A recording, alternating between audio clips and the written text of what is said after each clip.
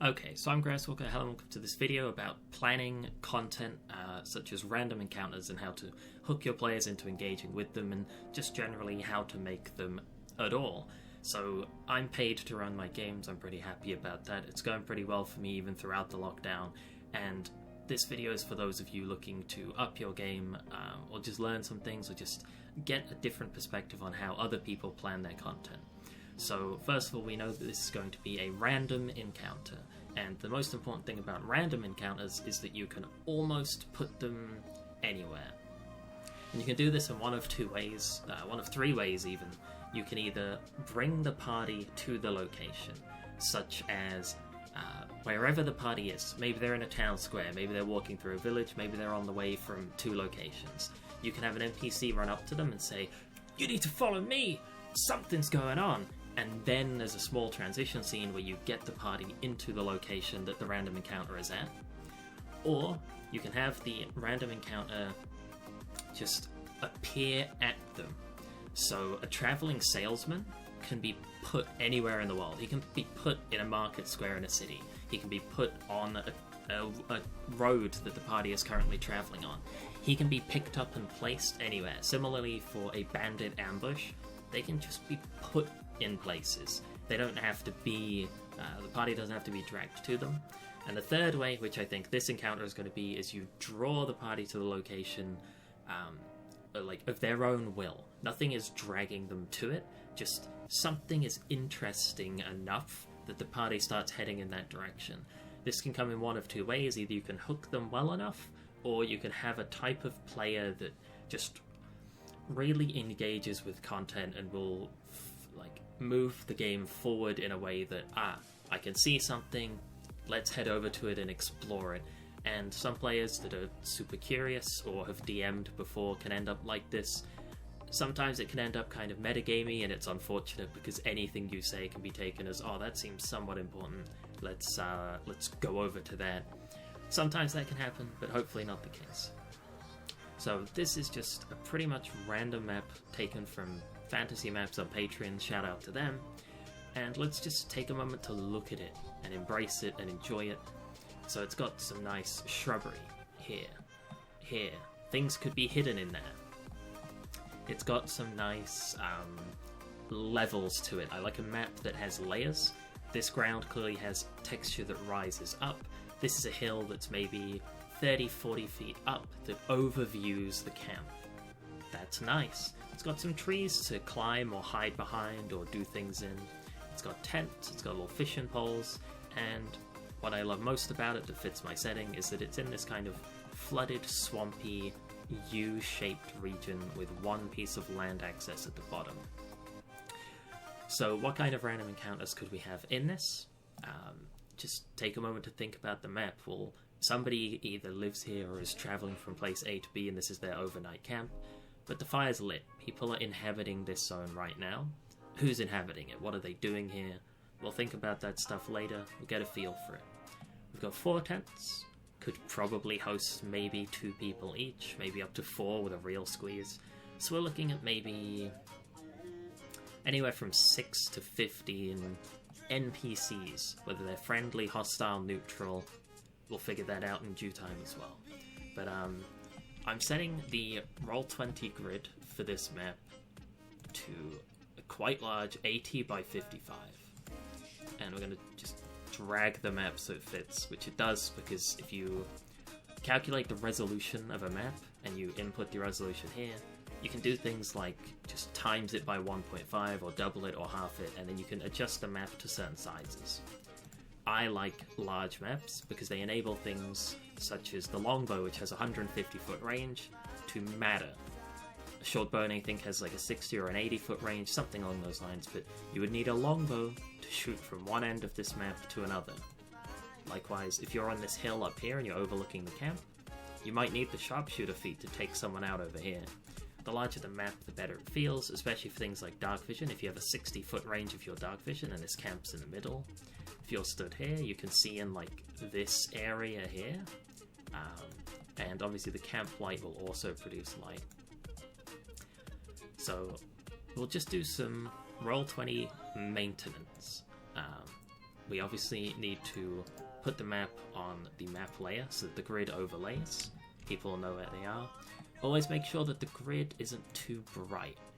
That's one of the worst things you can do on Roll20 is set the grid to something like this, and all of a sudden the focus is on this hideous grid at the front rather than the beauty of the map that our boy Fantasy Maps has made.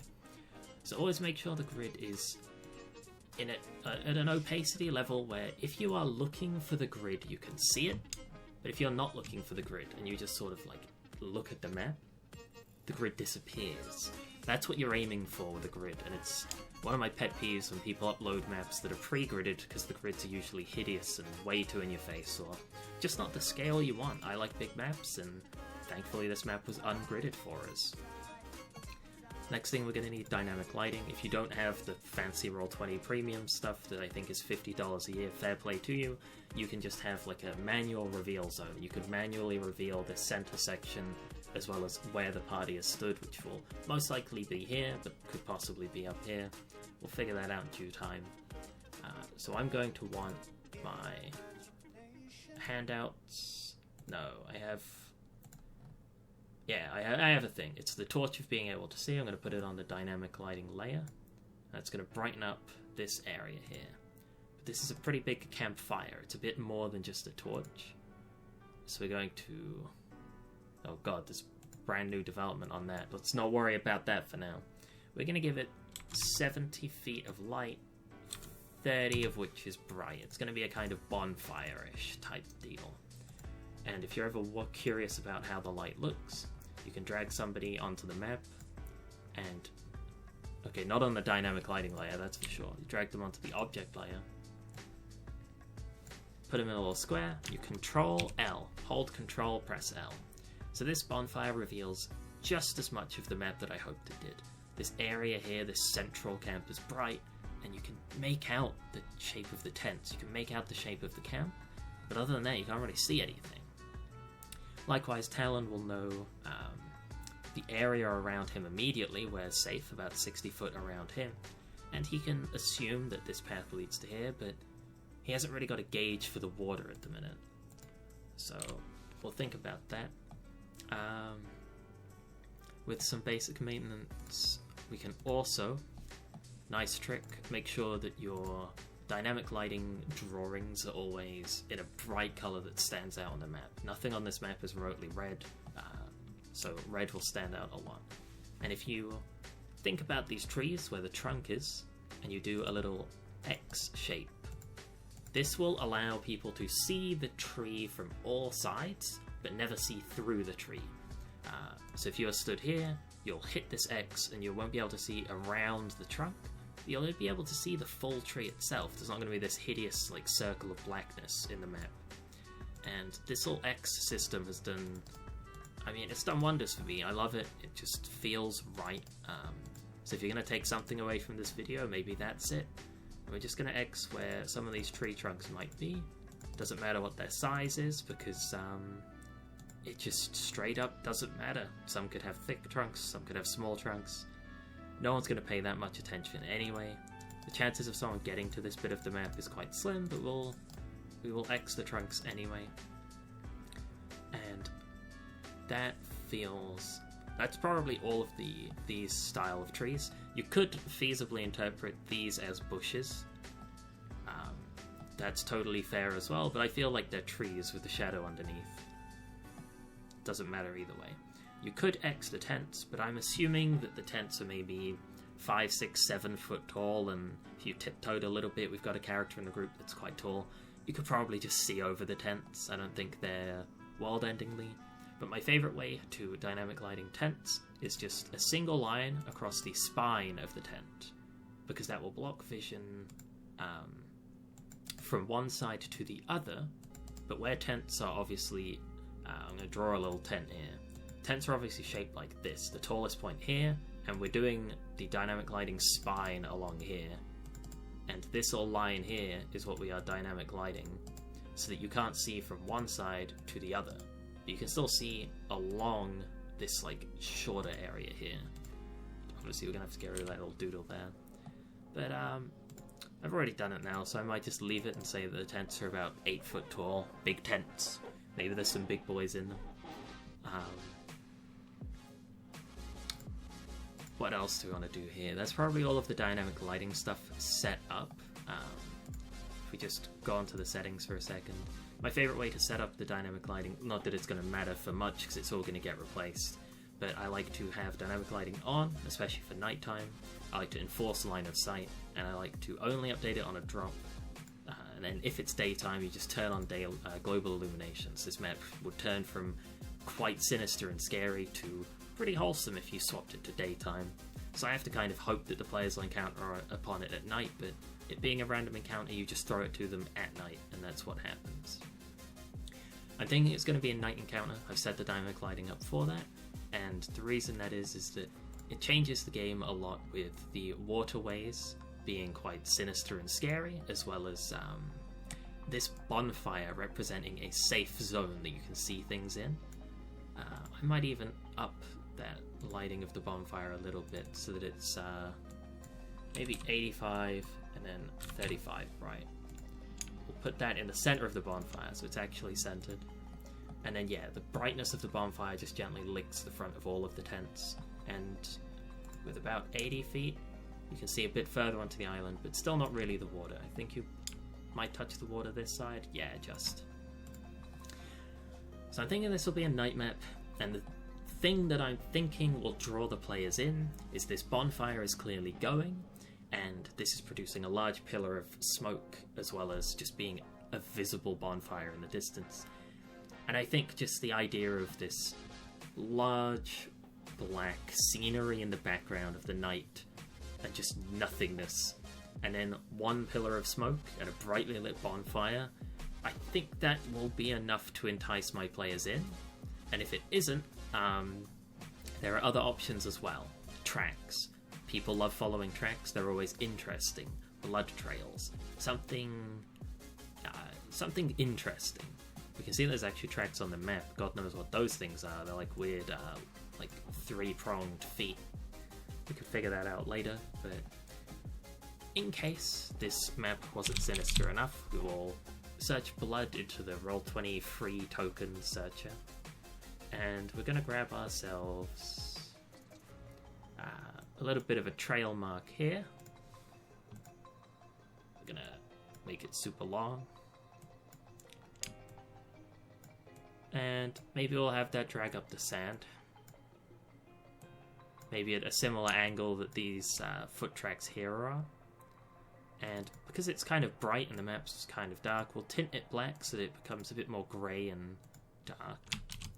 And then we'll move that to the map layer, and we will sort of flip it upside down. And we will have a similar one here. So now with a blood trail leading towards the camp, that will possibly invite people. Footfall tracks could also do the same. We might even want to go on the GM layer, grab some text, set it to a moderate size, and just remind ourselves that there is a blood trail, so that we are not going to forget that. Depending on how far in the future you are planning things, you will forget things about the map. They can't see the GM layer, only you can, so it's nice to give yourself reminders. So now we want to think about this camp itself. So I've gone onto ArtStation and I literally just searched Swamp Camp, because that's what we're dealing with on the map. And one of the things that came up that hasn't this time, unfortunately, here it is, Forest Camp. One of the things that came up was this, and this vaguely resembles what we're working with. There's trees, there's shrubbery, there's tents, and there's water around it. So I sniped that up, and in my handouts, in my other section, because it's for like useless things, I set a untitled handout for the camp itself, and I used Photoshop to remove the guy in the front, which isn't nearly as complicated as it sounds. You just circle around him, click the delete button, press content away, and then OK. You don't have to try this hard for your games, obviously, but it's up to you if you want to. So when the players are headed towards this camp, I can give them this, which will give them a scene of what they're looking at, as well as the map they're working with. What we're going to name it and maybe some flavor text about it, I haven't decided on yet, because we haven't figured out the flavor of this camp yet. And I'm going to intend to only use free assets and things that you can find, such as this guy's personal work that's freely available on ArtStation, and this Patreon fantasy maps that's freely available, the Roll20 search blood spatters. I'm trying to use the simplest tools available to just show that anyone can do this. They just have to spend some time and effort and really put some thought and heart into the game, and then that's there for the players too. But when you're doing stuff like this, if you're putting loads of effort in, make sure that the players are caring as well. If you've got some half-ass player that isn't putting any time in and doesn't show up, or like kind of takes the piss out of the game and doesn't appreciate the work you're putting in, for me it's easy because I'm getting paid to do it, my players engage really well, and I've got a good group I'm working with. But a lot of people out there get these kind of like ungrateful, harsh players that don't really understand what kind of work goes into it, and generally speaking, I would say kick them to the curb and find somebody that gives a shit.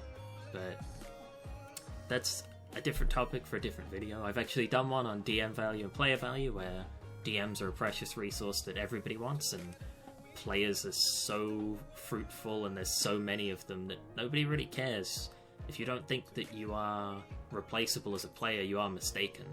If you put an advert on Roll20 as well as r/LFG in a couple of Discords, there could be up to 500 people actively looking to replace you this second, right now, as well as willing to pay the DM to do it. So put some care into your GMs. Say thanks. Put some effort into the game. Don't just alt-tab and mess around. Don't just go on your phone and not give a shit. Like, really engage, because just be aware that you are replaceable and you're not as valuable as you think that you are. But enough about that. I'm thinking what I'm going to do with this map is have this really ominous blood trail tracking scene. So I think I'm going to have the party find some kind of borderline massacre on the road. There's going to be a couple of dead bodies. Looks like a real bloodbath. And then they're going to follow either tracks or a blood trail towards this camp, upon which I'll be like, hey, here's your sinister camp. Looks like people are camping. There's a bonfire. People are talking. The party will sneak up. And then either, you always have to assume the branching many amount of paths players could take, the players may attempt to sneak into the camp and steal stuff. They may attempt to just get their surprise round and just attack and just try and wipe this camp out for what they've done. Or they might just turn up and be like, hey, nice camp you've got here. Mind if we sit with you guys? And I think I'm going to do a little bit of a red herring bait and switch with this encounter. I think what I'm going to do is have this pretty harsh bloodbath on a road that looks like people have been really cut down and there was a bit of a brawl, and like some really harsh like descriptions of violence on the road that I'm not going to get into here.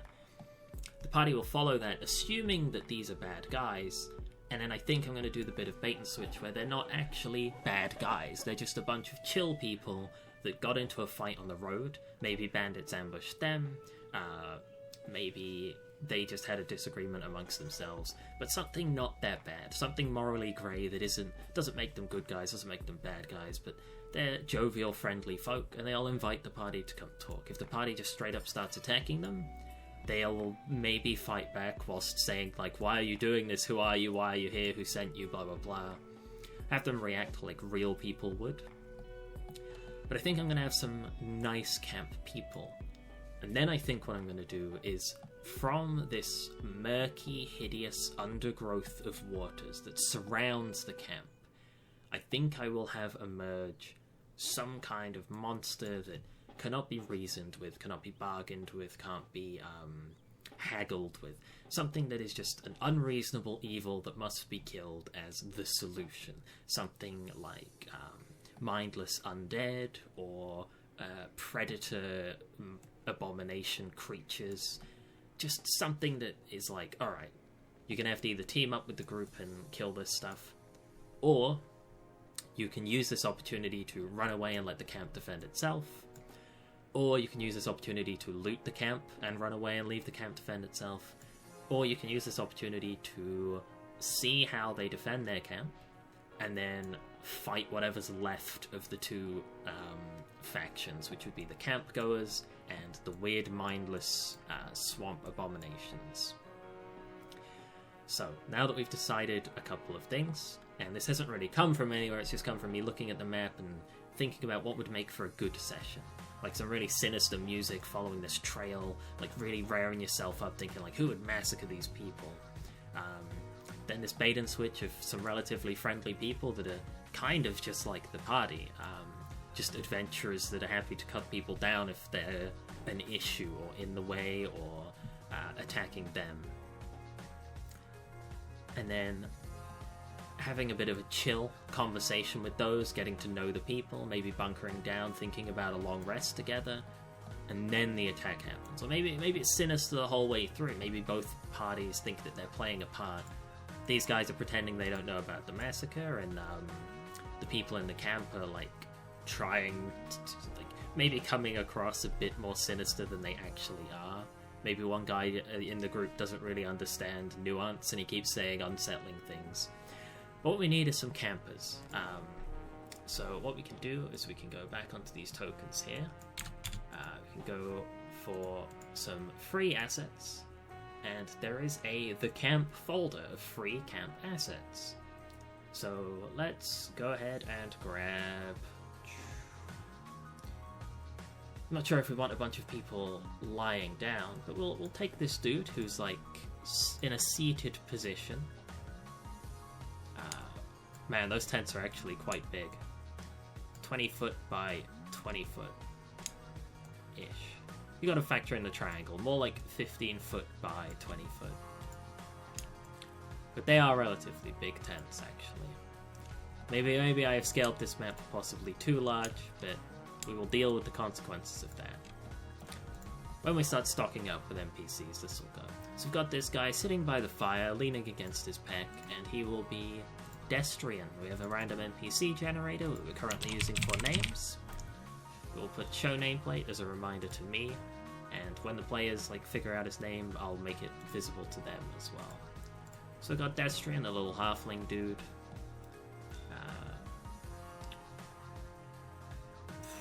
Everyone's a bit too asleep. This camp of sleeping people that are all actually asleep is a bit too sleepy for me, because when they all wake up, I'll still not have any tokens. So maybe let's get a couple of dwarfs. Let's get a guy with a scythe, that seems ominous. He doesn't quite fit in his square, as none of the dwarf tokens do, but we'll have this dude sitting on the edge of this, staring into the fire, being really ominous. We want a dwarf name. Thundu. That's a nice little name right there. So we got Thundu right here. We can make some notes about him. So he's going to be ominous, low awareness, sounds scarier than is. And during the session, if we're like, okay, who's Thundu? Double click the token, scroll to the notes. Alright, that's Thundu. Destrian, he's going to be a chill guy, smoking illegal drugs. And he's going to be out of it. When the fight starts happening, because he doesn't have a combat token, he's just going to stay there and chill. He's going to just think that he's absolutely off his tits on drugs. Let's grab maybe a second dwarf. Who looks good? A guy has a flag, that's quite funny. Guy's a little hammer? Yeah, let's take hammer dude. Make him fit into a square a bit better. And we'll have him inside of a tent. He'll come out when necessary. Frissans, what an awful name. Frissans. I don't like that name. So he's going to be annoying, bit of a dick, and maybe let's take some of these that they have. Keep score. Yeah, always keep score. That's a nice little trait for somebody that's a bit of a jebhead. So Frissans is going to be inside of one of the tents. So we'll put him in the GM layer until that tent door opens. That's probably a good number of dwarves. 2 dwarves, probably alright. So we'll take maybe some townsfolk. Some people that can't necessarily defend themselves and give the party second thoughts on whether or not they plan to actually turn up and massacre this group. So this guy is going to be pointing a bale of hay at a leatherworking tanning board. So maybe let's actually put him down here with the barrels. he might be one of the first people that the party comes across because of his position at the south. He's going to be Ural. What's Europe? Doesn't worship gods, which is interesting in a setting where gods are actually real and can do things. Perfectionist. Okay, I mean, I'm happy with that. So the party might come across him first, and he's just there trying to stack this hay into the barrel, and we've lost the internet connection apparently. Alright, we'll just go back to this then. He's a perfectionist who's just going to be stacking hay into a barrel, doing his best, and he doesn't believe in God, so some interesting dialogue might come up from there. Who knows? Let's have... I do like this little librarian with books, but we'll take this token here. It says that it's a child's token, but generally speaking, I would avoid adding children to a game where, unless absolutely necessary, and nothing about the token is child, it's just a woman with a book open. We don't need dwarf names anymore, but we do need female names. Floslin. God, that's an atrocious name. Floslin. And she's going to be reading a little bedtime story to this camp right here. Straight to the point is quite funny. Storyteller reading to the group. So I think that's quite funny to randomly generate someone that's straight to the point who's reading stories to people, because I think like there'd be a funny little narration scene where they are skipping to the end of the book and just straight up ruining the storytelling experience. Maybe we should put them here on the rock. Maybe they'll be standing on that. And these kinds of NPCs that can't defend themselves, Floslin and Ural, that's going to be interesting when these monsters start coming out and people are going to have to jump to decide who or what do I defend. We will grab... got a guy with a rake, got a librarian, some weird gross dude running around. We've got a guy with a barrel, so we'll take him. We'll scale him up a little bit. Because, like, obviously the barrel he's tending isn't the same size as some of these other barrels. Ooh, I've kind of give Ural the barrels, so we'll swap them out. Maybe we'll have this dude handling the barrels. Ural could be... over here, maybe. Actually, the stuff in his hand kind of looks vaguely like what's on the trees, so we'll have him out gathering. So we'll make a note of that. He's out gathering, like, branches or whatever. And instead of it being a hay pile, it's going to be him getting stuff for the fire, which is obviously absolutely roaring. So we've got Barrel Dude, Gloriana, okay, Joseph, that's a pretty normal name. Can't go wrong with Joseph. Some descriptions here, we're not too worried about those, but a guy with a joke all the time and collects old pennies, I'll have that. Joke for every occasion. Collects pennies. So he might accost the party, see if they've got any rare coppers in their bags, offer to trade 2 coppers for 1 copper, just some cute flavor stuff, and it'll endear the party to Joseph, this dude that works barrels, has a joke all the time, and wants to trade pennies with the group. I think that's enough hopeless commoners. We've got a storyteller, we've got Joseph, we've got the gatherer. It's probably fine. So we'll get some people that can defend themselves. Let's go for... we'll get some pirates. They have nice tokens. We've got a captain. So we'll scale him up a little bit. And he'll be sitting here shouting orders. He's going to be the leader of the group, I think. Us Hat. Or, as the group will call him, You Shat. So we will not use that name. We'll have Merrick. Always be careful with NPC names if you want somebody to be remotely important. You cannot give them a name like Us Hat or You Shat, because they will just have the piss taken out of them constantly. That can be good if it's like a minor antagonist or villain that you want them to like ream out, but this guy, I want him to be the leader of like a band of people traveling between 2 settlements. They got accosted on the road and unfortunately had to defend themselves. and maybe a couple of bandits attacked the group, killed some commoners and one of this team's group, and then the bandits were dead on the floor. But what it looks like is bandits killed commoners, and the party won't know who was on what side, and they'll assume these people being heavily armed might be responsible for some of the dead commoners on hand. So Merrick's going to be the leader of the group. Greedy backup plan. So maybe camping here was his backup plan. Always has a backup plan. Greedy, which may explain why he didn't have enough security to protect everybody. And slightly paranoid is going to be quite cute, because everyone else in the camp will be like, boss is paranoid, he's greedy, we're camping here, this is his backup plan. He thinks monsters are going to get us, but I'm not sure about that, blah blah blah. Then when monsters do come, the captain's like, I knew it! What other tokens could we have here? I think a dude with a gun could be quite nice. There's a player in the group that has a gun. His name is Bruce, so giving somebody else a gun is interesting, because maybe he'll want to kill them, take their bullets, maybe he'll want to kill them, take their gun. Maybe he'll want to just talk to him and shoot the shit and see how he is. Looks like there's some big monsters hacked up on here. One of them looks like they have the same foot trails as what's here. So it looks like the group has killed and plans to eat some monsters already, which may explain why more of these monsters are coming back. I like that a lot. So, need something for the guy with a gun. Athena. That's alright. Athena. Can't stand laziness. Atheist as well. I've rolled that twice. Atheist. What was it? Can't stand laziness.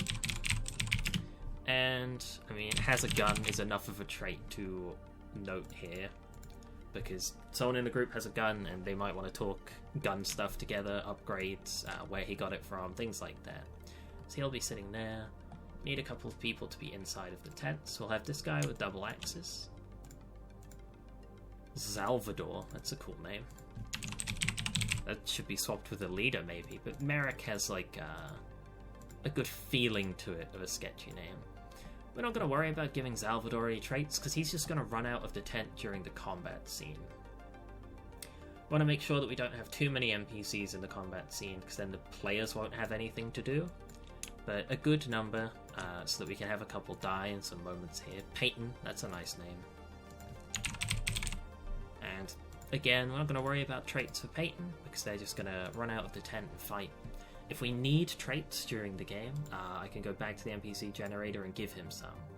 Oh, we've got a spy here, and another doesn't worship any god. So we've got a group of atheists, basically, traveling together. We'll have this guy in here with the crossbow. A ROLL mill. A ROLL mill. That's going to be a mouthful to say, if it ever comes up, that is. Go on the GM layer quickly, and we'll just note that he is also atheist. Okay, we're not allowed to give him notes for some reason. There we go. If it doesn't work at first, just close it and try again. So now we've established some stuff, but we haven't really written it down anywhere. So I'm going to put in the GM notes. We've got traveling caravan of atheists between two towns was attacked by bandits. That's enough for like a note for that. Sorry if you don't like the clicking of the keyboard, but you may just have to kind of deal with that. Bandits killed a few commoners. Caravan killed a few bandits, but both sides got away. Because people don't just fight to the death and see who wins. If you see yourself losing a couple of men, you're like, fuck it, this isn't worth it. You'd bail. So both of these have bailed. Both sides got away, and the party tracks one side that they think might be the bad guys, but turn out not to be that bad.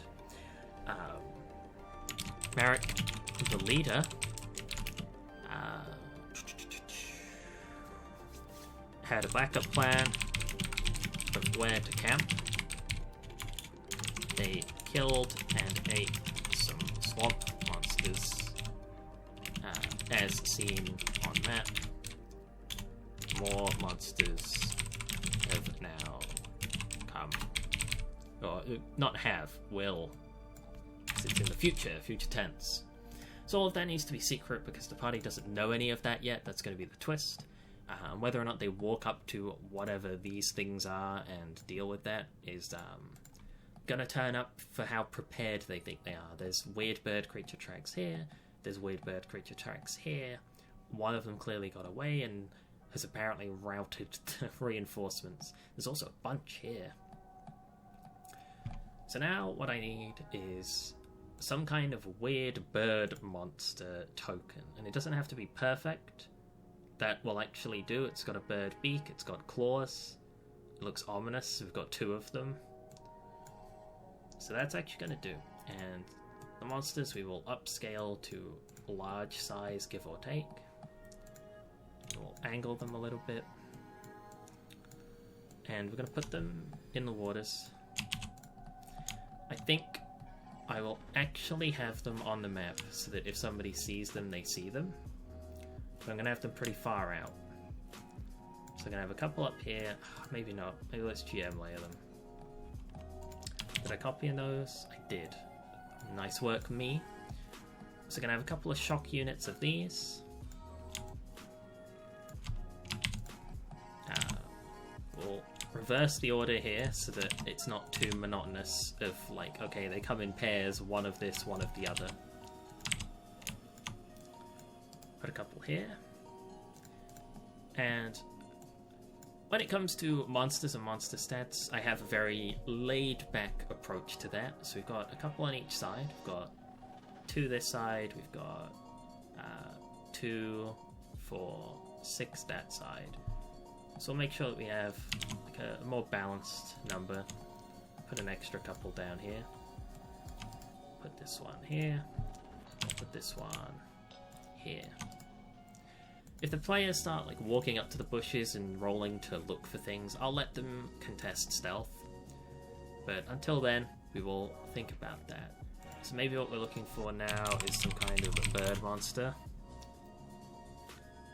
That is hideous. That is absolutely disgusting. I love it. And does it kind of vaguely gel with the token we've selected? Yeah. So we'll find which one of these. I mean, this one. We'll save this to my used tokens folder because we're about to use it immediately. And then what we want to do is we're going to go to the bestiary. Gonna make a new handout. Gonna drag that to the bestiary. Place it at the top because we don't know what we're going to call them yet. Choose a file. It's right there in our used folder. Something birdy. Avon, raven, eagle.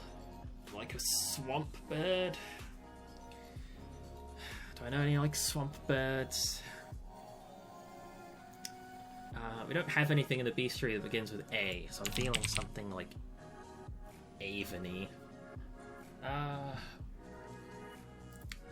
See what kind of swamp birds there are. Swamp sparrow, marsh wrens. Ooh, I like wren as a word. So maybe we'll have like wren. So we'll go on to synonyms.com. We'll go for synonym for monster. No, not monstrous in size. We'll go synonym for abomination. It was giving me like big.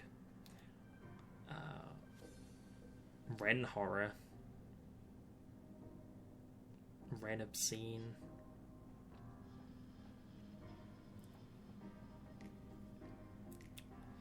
Maybe synonym for creature.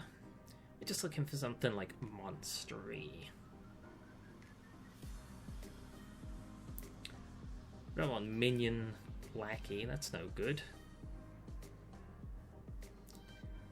I think just Wren Beast. Wren Beast is nice. Do we have any W's? Not really. So now we talk a little bit about them.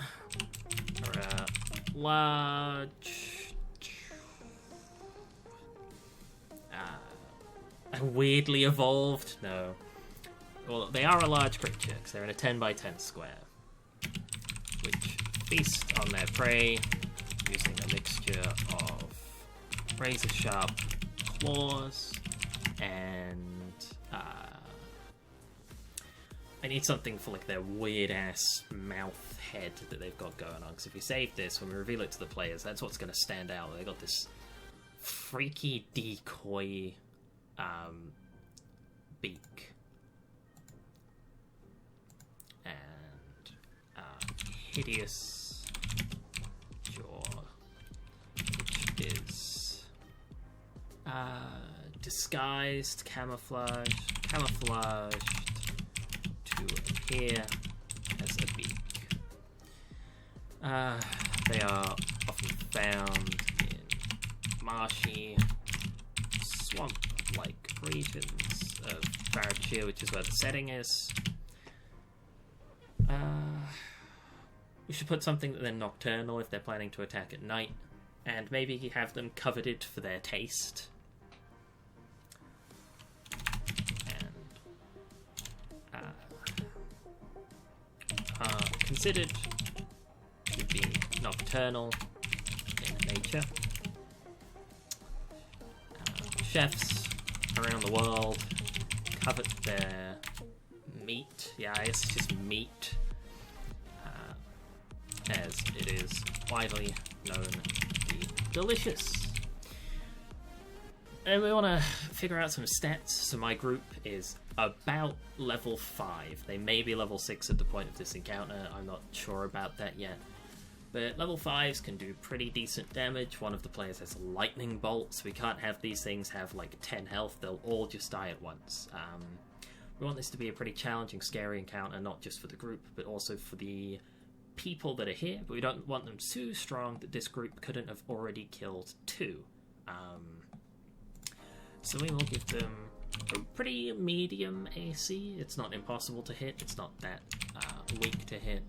We'll give them a health of around 30 to 50, so some of them will have like 47, some will have like 34. We'll like do a bit of rolling for that at some point. We'll give them claw attack. It'll be like a d20 plus, let's go for plus 5 to hit. The ACs in the group are pretty tough, and it'll do d8 plus 2 damage. I don't like doing large amounts of damage, I like doing lots of little amounts, so we're going to have 2 claw attacks as one option they can have, or they can grapple, which would be a contest of checks, and these guys will roll d20 plus, I mean they've got plus 5 to hit, so plus 5 fits again. And they'll try and grapple people, and then they'll try and like bite their head off with their freaky ass claw mouths. Then bite/consume, and if a creature is grappled, I'm gonna have, because this thing's got you. It's got you in these razor sharp claws. You're taking damage. It's clawing at you. It's going to try and open its disgusting head mouth and then try and consume you. I don't think it should just roll to hit and see what happens. I think it should be a strength saving throw to like grab its disgusting mouth and keep it off of you. We make a DC X strength save. We'll figure that out in a second. Or else buttloads of damage. Let's say 5d6 plus 6. That's quite a lot. The average of a d6 is about 3-ish, so 5 of those is 15, plus 6 is 21. We can expect this to hit for 21 damage. That's about half of a player's health. That's pretty tough. They have a chance to save it. Success, say like half-ish damage. I'll let them off, like I'll round it down, I'll knock off a little bit, because if it rolls super high and they succeed and still take hella damage, that's pretty harsh. DC of the save. because you would have had to already gotten grappled and then failed to escape. So let's make it DC 15. I'll have a lot of 5s and 15 for these things. As for things like their own dex scores and their perception checks, I don't really care about any of that. It's probably not going to matter. I'll improv that on the fly if it's needed. It probably won't be. But I will make a stealth DC to spot them, and they will establish that pretty much themselves, and I'll make that +7. So we're looking at an average roll across the board of about 17, and you'll have disadvantage to spot them because it'll be nighttime. So even if you have dark vision, you have disadvantage on your perception check. I'm really digging that handout. So we've got the Ren Beasts. So what I want to do here on the GM layer is put a reminder to myself that these are Ren Beast. We want them to be cooked Ren Beast, because that tells us everything we need to know. It tells us that they caught Ren Beasts, it tells us what they are, so I can get the bestiary entry, and it tells us that they've like caught and cooked them and are eating them, and we know that because they're delicious, and the party might eat some and be like, heck yeah, these things are lovely. Then one of them might be like, what are we eating? They might walk up to it and be like, what is this corpse? This is weird as hell. So we have here 3 helpless commoners. Well, kind of 4 helpless commoners with the guy blazed out of his mind. We have 1, 2, 3, 4, 5, 6 fighting people. So that gives us a caravan of 6 plus 5, 11 plus whoever died. We were thinking in the region of maybe 15-ish before, so this all adds up, and it means they're sharing these big tents 2 per tent. Or maybe maybe Merrick gets his own tent. So let's move Paytor into this tent, and then this will be Merrick's tent, and I'll make a note of that because it'll have the good loot in it. If they want to rob this place and do a little bit of sneaking around, not only is Merrick's tent the closest, the most accessible to steal from, I mean the second most, this one's probably closer, but Merrick's tent's right there if they want to rob him. It's also got the skull on it, so it kind of stands out as special. I'll switch to drawing with a white arrow, that's a bit better. So this is really coming together, and as you can see, it's just spending, what if we, let me just check the little stopwatch thing. 47 minutes, we've gone from like almost nothing. Pulling up a fantasy map from Fantasy Maps on his Patreon, going on r/battle maps or r/D&D maps, or going on Google and searching Swamp Camp Battle Map. That takes a couple of minutes. Finding this camp art, as I showed you on ArtStation, takes a couple of minutes, and then everything else I've done with you, as well as the dynamic lighting, the NPCs, their traits, their quirks, the feel of the encounter, what I'm going for with it, the kind of vibe I'm working on. I originally had the idea of maybe some people up here ambushing, but I don't think I need that now. I don't think that's the correct play to make. I quite like this, and I like that these creatures are coming from the water, which allows people, if they want to just run away. And if the party wants to do that, that's fine. And if they then want to check in the morning how many survived, that's also fine. But I think this party may have struggled, not struggled, but may have actually fought to take 2 down. So what have we got, 10 coming? Yeah, it's gonna be rough on them. So one thing I'm gonna do is I'm gonna mark little red lines of where they're hidden, because they do blend in really well into the background. So having a way to actually spot, alright, where are these things again? The red stands out, and I can see, okay, this is where they're all hidden. I actually missed one, which again lends to my point that they blend in quite well. It is tempting to leave them on the map, but they stick out a bit too much. They're not the same art style as the map, so if you see one of those, I'll just be like, oh, I see it. But the creatures are hiding, so if one of the players has really good passive perception, so if they start looking in the direction, I'll probably make them visible, but I think they only have 60 feet. So yeah, where the map is quite large, they'll only really be able to see out into the waters. As for what's left, I mean, just as a summary, really, we are pretty much done here with a random encounter. We have an encounter that I'm trying to lead the players towards. Kind of want to name it, actually. Follow blood trail / tracks. I think the party will probably bite into this if they're traveling from one place to another and they see a massacre of a couple of commoners and like 2 bandits. They've been attacked by bandits before. They don't like them. Nobody really likes bandits. I think they will feel like, pillar of smoke in the distance, bloody tracks leading that way. Yeah, we'll go see. Maybe it's us checking if the caravan's okay. Maybe it's us wanting to go kill those bandits that have done this. Either way's fine. But we have a hook that will draw them in. That can be placed anywhere on any road or travel from one place to another, which I think they're going to do pretty soon. We have the way they're going to get there, and that's pretty foolproof. There's the pillar of smoke. We have a ranger in the party. They'll know how many people there are. They'll see the bloody tracks. They'll know what's going on. They won't really be able to fail getting to that camp, but I'm still going to make them roll checks and have spooky music and stuff like that. It's going to be good. They're going to turn up. They're all going to be put on the map about here. So I think I might... I'm sorry, fantasy maps, but if I'm starting the group down here-ish as they walk in, I have a feeling that your Patreon logo may pull people out of the game, so I might cover it up with trees, but I'm not sure if that's a heinous crime or not. But you've had your shout out in this video that's warmed up to it. I might even shout out during the session. I'll be like, hey, this was made by Fantasy Maps. Or I might just remove this Patreon here and just leave Fantasy Maps. That's fine. That's not too bad. But they'll turn up at this bit, probably sneak forward because their dark vision will be about 60 feet. They'll sneak forward, find more blood trails, see the camp, the bonfire. They'll see people up there that are a mixture of armed and unarmed. They'll bump into Ural, maybe have a conversation with him.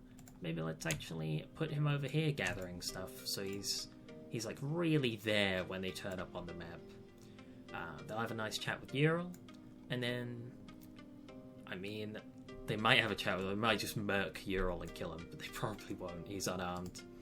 They'll head into the camp, be invited to have some food, and they might start spotting stuff like the differences in the tents, the tracks around the camp, the cooked ren beasts. They'll definitely be offered to eat some.